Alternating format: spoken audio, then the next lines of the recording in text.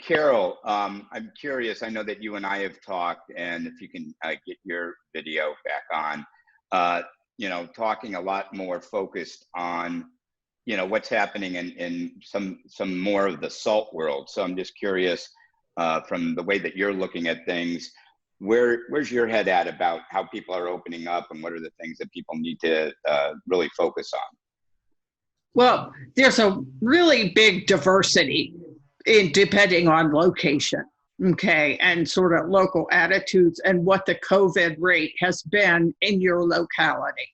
For example, here in Virginia, the state is going to begin opening up to some small degree in the next several days. But where I am, which is Northern Virginia, they've pulled that back by about 3 weeks because we have a higher COVID rate. So it really depends on the location and sort of the attitude in the community. Some communities are a lot more cautious and a lot more aware of the risks than it is in other places because maybe they just have so little COVID circulating in the community.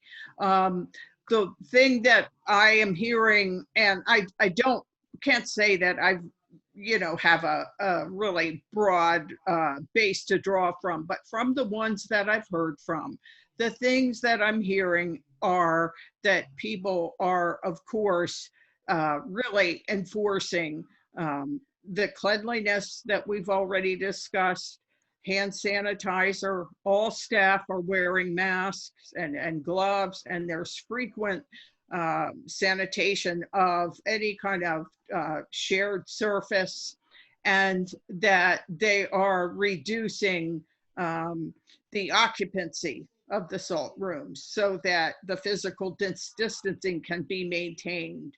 And I think in a lot of communities, I'm really impressed with a lot of the salt room owners because they're really taking a safety first approach to it. Yep. And they're not flinging the doors open, and they're not offering discounts or anything like that.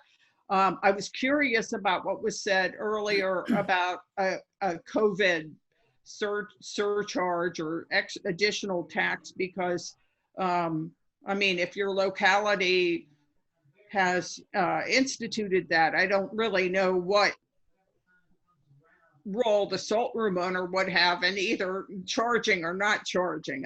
It's right. Like a sales tax.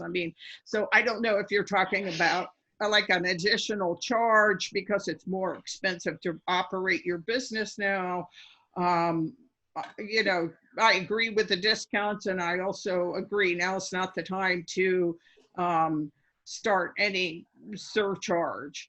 But it's a wait and see. Everybody is very concerned about opening things up and then having the coronavirus, the incidence of coronavirus increase in the community because of the openings. And we are seeing some of that. So, caution is the watchword. Yeah. And I think the more that we can do in terms of facility owners, as you're starting to communicate, obviously people are looking for a visual of what you're doing, right? So they want to, we talked last week about signage, and we're going to share some things with you during the call that the STA is putting together. Ashley, who wasn't able to be on this call, or maybe she got on the call, she did a video from more of the customer's perspective of walking into a facility where she is showing how people are being greeted, people that are wearing masks, having a hand sanitizer right there, how people are walking into the salt room and kind of really walking people through it all. I think that, she did a really good job. Obviously, there's some of the details that we want to be talking about, right? So, having hand sanitizer right there and available. Some people may want to go to the restroom and use, soap and water. People ask about, can people utilize the restroom? Yes, people can be utilizing the restroom. Obviously, you need to be focused on sanitation with all of that. So there's some things that are more specific. So when you said before, and I'm curious, just as a little bit of a salt specific question, there are many of customers that are out there that have larger salt rooms. They might have 6 or 8 chairs. The question I saw earlier for somebody was, is it better to leave all the chairs in the room and then just mark off the ones that aren't being used, so you have that more as a visual, as opposed to if you had 8 chairs in and now you only have 4 chairs in there because you took the other 4 out, yet they're physically distanced apart as well. I don't know if you have heard from some of your folks about if they're doing it one way or the other, but that was one of the questions that came in. I don't know anything specific. I think people are doing different things, removing chairs from the room so that the chairs are equally distant, and of course within a, with the safe space in between. This is just an idea, but I think that now, in terms of the chair and the hygiene of the chair, now might be a good time to use washable fabric, like a sheet, a twin flat sheet over Right. each chair that could be changed after each person leaves, or large bath towels, or just large towels or sheets, but some kind of fabric that could be picked up and tossed in the washing machine in between, because that I know that from salt rooms pictures that I've seen in Eastern Europe, they do a lot of that. They just cover the seats.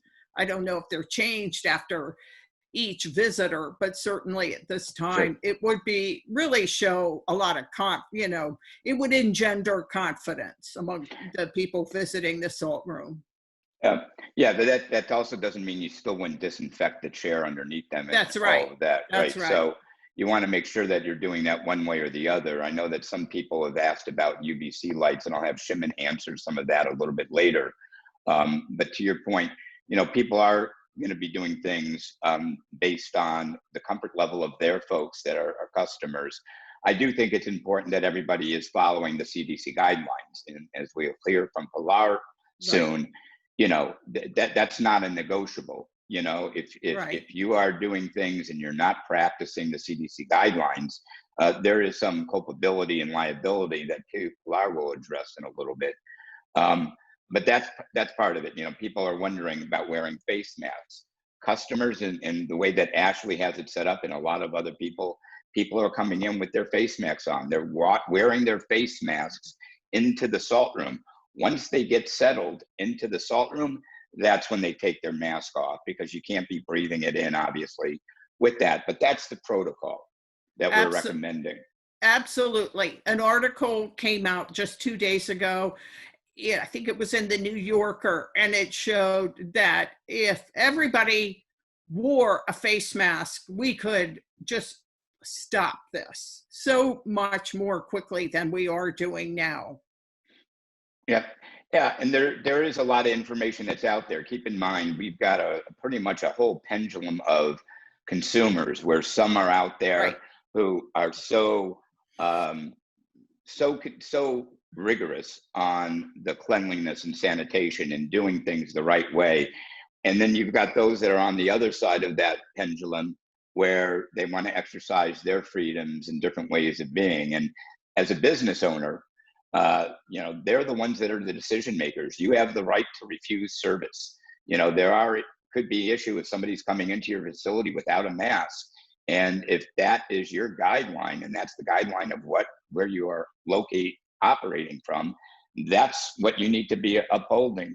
So I think people really need to be aware of that's what really is ultimately part of what helps them make the decisions of what to do and what not to do.